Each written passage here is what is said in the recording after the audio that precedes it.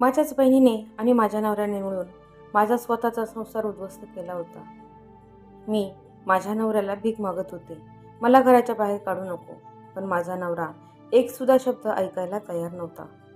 तो माझ्या बहिणीला म्हणाला, तुला पाहिजे तेवढे दिवस तू माझ्यासोबत राहू शकते, पण मी हिला घरात ठेवणार नाही.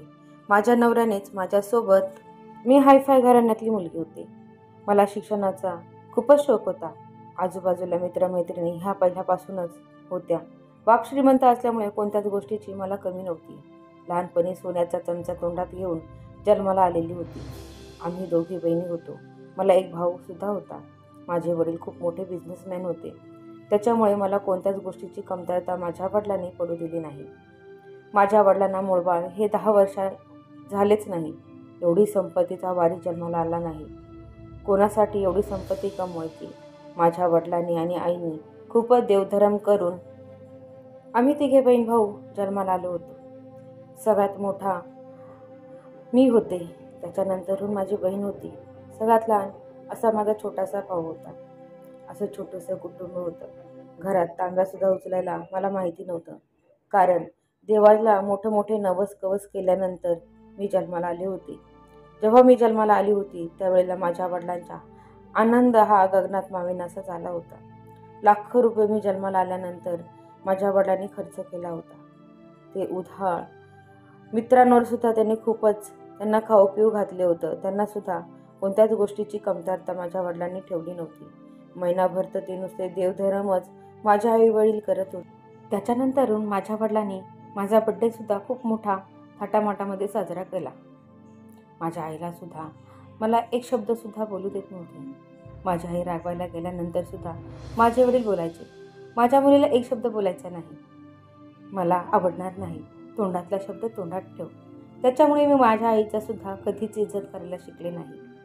घरामध्ये नौकर चाकर गाड्या घोड्या सगळं काही होतं. काम कोणत्याच गोष्टीची कमतरता नव्हती. ती कमतरता होती फक्त माझ्या पार्टनरची, म्हणजेच माझ्या बहीण भावांची. ती सुद्धा कमतरता देवाने लवकरच भरून काढली होती. मी 5 वर्षाची झाल्यानंतर माझी बहीण झाली. जेवढे माझे लाड झाले तेवढे माझ्या बहिणीचे लाड झाले नव्हते. जेवढे माझ्यावरती माझ्या वडिलांनी खर्च केला होता तेवढा पैसा कोणावरती त्यांनी खर्च केला नाही, कारण मी एकटी नवसाची आणि लाडाची होते. त्याच्यानंतर माझी बहीण आणि भाऊ हे कोणत्याच नवसाचे आणि लाडाचे सुद्धा नव्हते. तरीही माझ्या वडिलांनी त्यांच्यावरती सुद्धा खूपच पैसा खर्च केला होता. त्यांना सुद्धा कोणत्याच गोष्टीची कमतरता पडू दिली नाही. आमचे शिक्षणसुद्धा इंग्लिश मीडियममधूनच झाले होते आणि माझा भाऊ जेव्हा जन्माला आला त्यावेळेला सुद्धा माझ्या वडिलांना खूपच आनंद झाला होता. तो जन्माला आला त्यावेळेलाच त्याच्या नावावरती एक कंपनी करून दिली होती. पण देवाच्या कृपेने माझ्या भावाला सगळ्या गोष्टीची जाणीव होती. माझ्या वडिलांनी कोणत्या मेहनतीने सगळा काही बिझनेस उभा केला आहे आणि सगळी काही प्रॉपर्टी जमा केली आहे. त्याच्यामुळे तो कोणत्याही घाण मार्गाला गेला नाही. पण माझ्याकडे मित्रमैत्रिणी सगळे काही होते. मी खाऊन पिऊन त्यांना घालत होते, मोठ्या मोठ्या पार्ट्या करत होते, पप्पाकडून पैसे घ्यायचे आणि रोज डान्स बारमध्ये जाऊन पैसे उडवून यायचे. मला कधीच पैशाची जाणीव झाली नाही. आता माझे वडीलसुद्धा मला बोलू लागले होते, बाळा, पैसा हातात येतो पण तो टिकवायचा आपल्या हातातच असतो, तो कधीच आपल्या हातामध्ये राहत नाही. हे सुद्धा तुला समजलं पाहिजे, कारण आम्ही तुला लाडामध्ये वाढवलेलं आहे. कोणत्याच गोष्टीची मी तुला कमी केलेली नाही, कारण आता तू मोठी झाली आहे. इथून पुढे तुझा संसार सुरू होईल. सगळं काही तुला एकटीला सांभाळायला लागेल. म्हणून तुला मी एक महत्त्वाची गोष्ट सांगतोय, शक्य होईल तेवढा पैसा सांभाळून ठेव.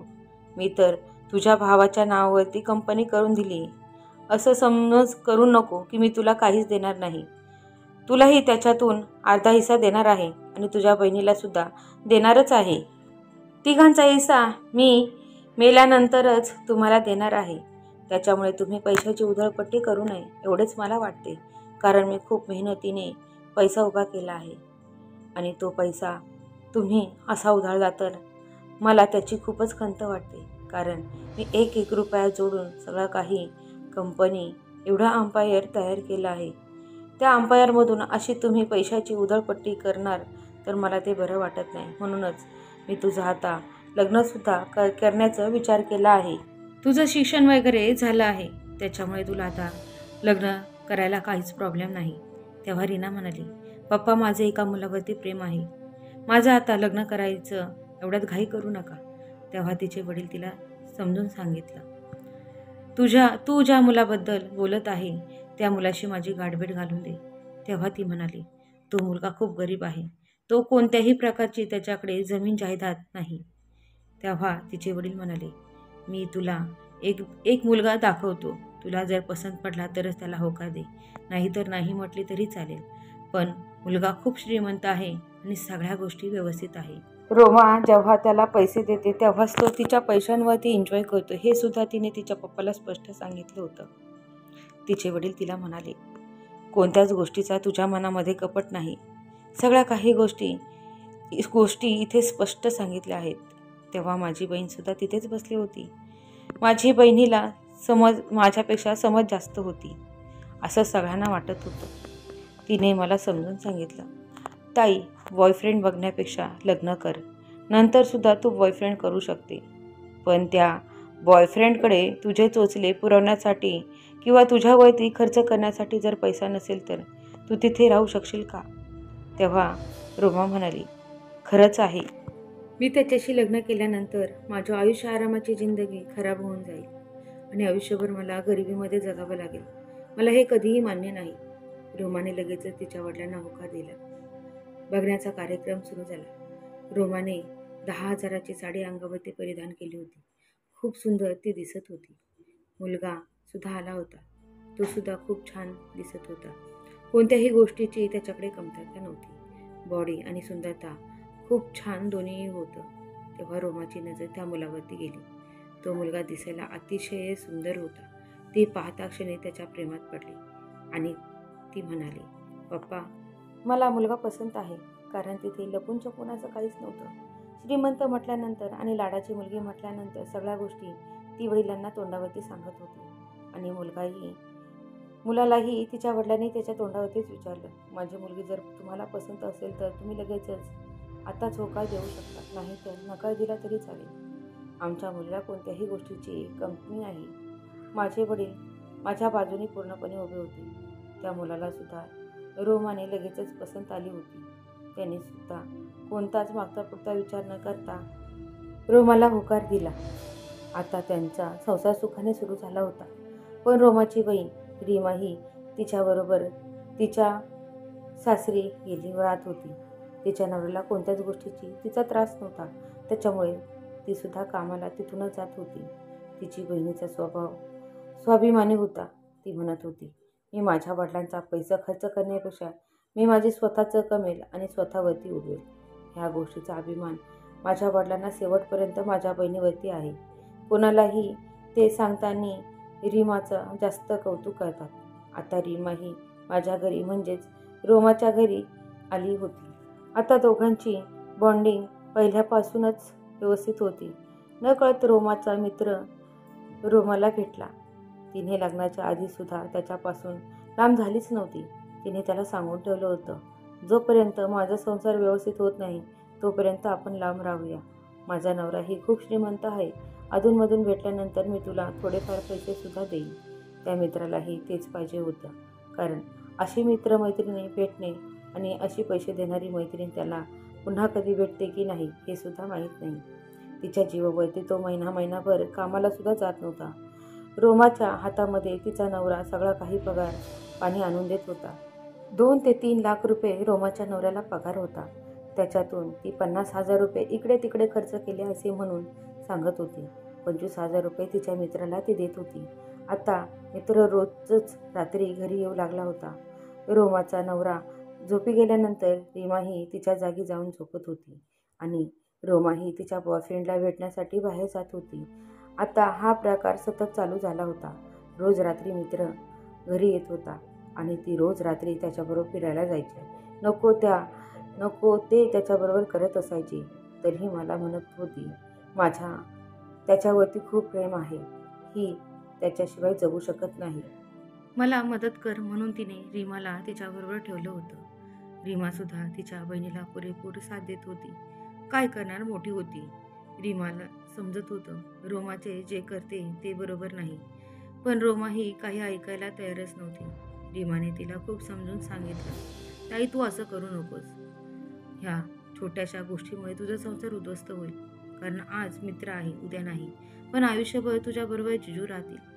हे काही सगळ्या गोष्टी तिच्या समजण्यापलीकडेच होत्या असंच वाटत होतं. ती अजूनही रात्रीची फिरायला जायची. तशीच ती डान्स बारमध्ये सुद्धा जायची. कारण पैशाची उधळपट्टी ती अजूनही करतच होती. अजूनही ती तिच्या पप्पाकडे पैसे मागून घेत होती. ते एके दिवशी तिचा बॉयफ्रेंड तिच्या घरी आला. रीमा झोपी गेली होती. रोमाने तिला उठवलं. माझ्या जागी येऊन झोप, असं तिने तिच्या बहिणीला सांगितलं. ती खूपच मजबूर झाली होती. अचानकमध्ये तिच्या नवऱ्याला जाग आली होती. त्याचा हात रीमाच्या अंगावरती पडला. तो धडकन उठला आणि बघू लागला. इथे रोमा नसून रीमा आहे. रोमा कुठे गेली आहे? तिने सांगितलं, ताई बाहेर गेली आहे. सगळी काही हकीकत तिच्या नवऱ्याला तिने सांगितलं. तिच्या नवऱ्याला इतका राग आला. तुझ्यावरती इतका मी भरोसा केला आणि तू सगळं काही माझ्या नवऱ्याला सांगितलं, असं रीमाला रोमा बोलू लागली होती. तेव्हा रोमाचा नवरा म्हणाला, खोटं तू बोलतेस मग कशाला ओरडतेस, खोटारडी कुठली? तेव्हा ती म्हणाली, दीदी रोजच बाहेर तिच्या मित्रांबरोबर फिरायला जाते, तेव्हा तुम्ही झोपी जाता त्यावेळेला. रोमाच्या नवऱ्याला खूप राग आला. तिला काही तरी सबक शिकवलाच पाहिजे, नाहीतर ती हाताबाहेर जाईल. मी तिच्यावरती इतका भरोसा केला, इतका विश्वास ठेवला आणि तिने माझाच विश्वासघात केला. इथून पुढे मला तिच्याबरोबर कोणत्याच प्रकारचा संबंध ठेवायचा नाही. जेव्हा रोमा घरी आली, रीमाने तिच्या नवऱ्याच्या जागी झोपली होती आणि तिच्या नवऱ्याच्या गालावरती लिपस्टिकची खून होती. तिला असं वाटलं की रीमाने तिच्या नवऱ्याची किस केली आहे. तिच्या बहिणीला वाचवण्यासाठी तिचा नवरा झोपेत असताना सुद्धा त्याला वाटलं रोमा जवळ आहे. तेव्हा तिला जवळ घेतलं आणि तिच्या तोंडावरती त्याचा गाल नेऊन ठेवला. हे सगळं रोमामुळे झालं आहे की तिच्या नवऱ्यापुढे हात जोडत होती, हातपाय पडत होती. मला घराच्या बाहेर काढू नका, मी अशी चुकून कधी करणार नाही.